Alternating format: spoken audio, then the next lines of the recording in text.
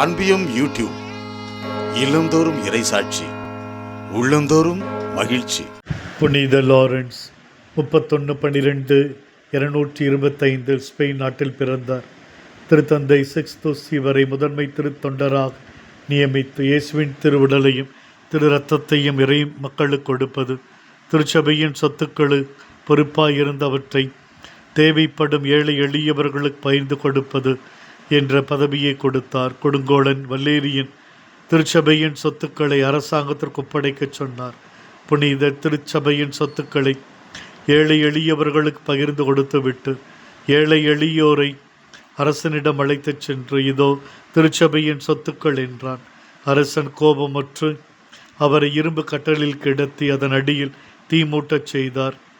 எதற்கும் பயப்படாமல் புனித லாரன்ஸ் தீயில் எரிந்த பொழுது கடவுளை போற்றி புகழ்ந்து கொண்டிருந்தார்.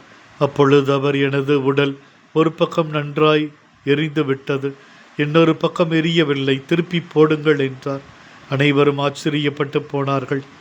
இறுதி வரைக்கும் இறைவனை புகழ்ந்து கொண்டிருந்தார். தன் இன்னுயிரை துறந்தார். திருத்தொண்டராகிய புனித லாரன்ஸின் மன்றாட்டினால்தான் ரோமை நகர் ஒளி பெற்றது என்கிறார்கள். எங்களது துன்பத்தில், நோயில், கவலையில், கண்ணீரில், கஷ்டத்தில் நாங்கள் முணுமுணுக்காமல் தளர்ந்து போகாமல் இறை நம்பிக்கையோடு அவரை புகழ்ந்து நம்பி வாழ வரம் தாரும். ஆமேன். இந்த அன்பியம் யூடியூப் சேனலை நீங்கள் ஷேர் பண்ணுங்க, சப்ஸ்கிரைப் பண்ணுங்க, லைக் பண்ணுங்க. Wish you all the best.